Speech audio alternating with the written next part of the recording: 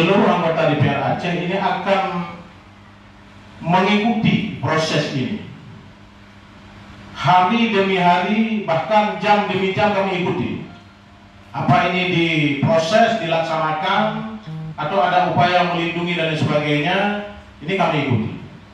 Oleh karena itu sekali lagi, ya kami dari fraksi Golkar sangat menyesali terjadinya hal ini. Kepada siapapun, kalau memang salah, diproses, ada ketentuan prosedur tetap penanggulangan apapun, huru hara, kemudian insiden apapun ya ada prosedur tetapnya. Jadi kalau menyimpang dari ini, tolong kita mohon kepada Pak Kapolda supaya mengambil tindakan tegas, supaya jangan terjadi lagi hal serupa kepada siapapun dan dimanapun di Aceh ini di kemudian hari. Mungkin ini tambahan dari saya yang mewakili dari fraksi Golkar. Sekian, terima kasih. Assalamualaikum warahmatullahi wabarakatuh. Wassalamualaikum warahmatullahi wabarakatuh. Silakan Pak Sulaiman dari fraksi PAN. Silakan. Assalamualaikum warahmatullahi wabarakatuh. Yang saya hormati pimpinan serta rekan-rekan ketua komisi dan anggota DPR yang telah berhadir, rekan-rekan dari wartawan dari media cetak maupun elektronik. Pertama, kami ingin menyampaikan bahwa fraksi PAN mendukung sepenuhnya pernyataan sikap yang telah dibacakan oleh Ketua DPR tadi.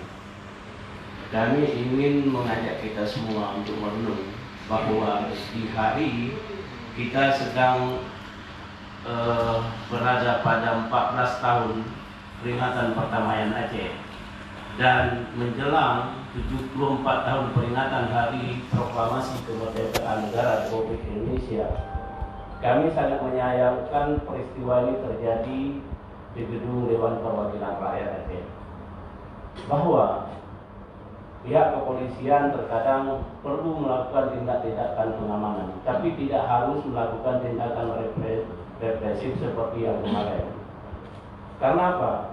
Dewan Perwakilan Rakyat Aceh kemarin sedang melakukan tugasnya menerima adik-adik mahasiswa IAIN Arandiri dalam rangka mereka menyatakan pendapat dan sikapnya, bahwa pendapat dan sikap mereka boleh kita suka atau tidak suka, tapi karena kita berada di negara yang dilindungi oleh perjalanan demokrasi, hak-hak mereka harus kita akui dan kita beri apresiasi. Pimpinan DPR Aceh kemarin dengan beberapa anggota DPR juga tentu saja di Komisi 1, ketika berhadapan dengan adik-adik mahasiswa, pernyataan mereka juga tidak kurang kerasnya, tapi itu kita pahami adalah mereka generasi-generasi penerus bangsa yang ingin menyampaikan pendapat dan sikapnya terhadap kondisi yang ada di daerah kita pada hari ini. Jadi untuk itu kami sangat menyayangkan peristiwa itu terjadi di rumah anggota Dewan Perwakilan Rakyat sendiri.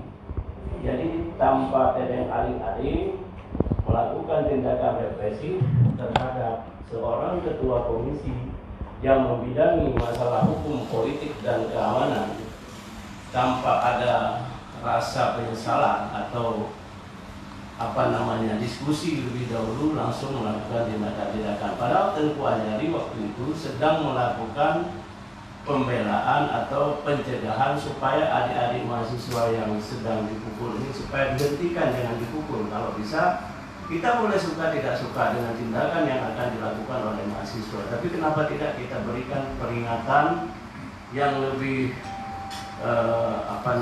yang lebih tenang dan damai. Dan saya rasa adik-adik ini adalah mahasiswa, mereka insan-insan cerdas yang masih bisa mendengar saran dan pendapat kita.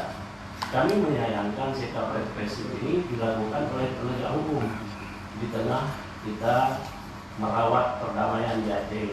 Apalagi tadi pidato kenegaraan Pak Presiden Republik Indonesia Bapak Jokowi menyinggung persoalan ini. Jadi di Aceh sudah 14 tahun lamanya kita merawat perdamaian ini dengan segala daya dan upaya. Jadi untuk itu hari ini semua pihak kami berharap bisa menjaga situasi damai ini, tidak terkecuali juga aparat keamanan dan kepolisian. Tidak hanya beban ini dipundakkan kepada masyarakat sipil semata. Jadi itu sikap kami adalah pelajaran kejadian kemarin supaya menjadi pelajaran bagi kita semua. Kita ingin memberi pencerahan dalam penegakan hukum. Kita minta kepada Bapak Kapolda Aceh dan Bapak Kapolri tentunya di Jakarta dalam melihat persoalan ini lihatlah secara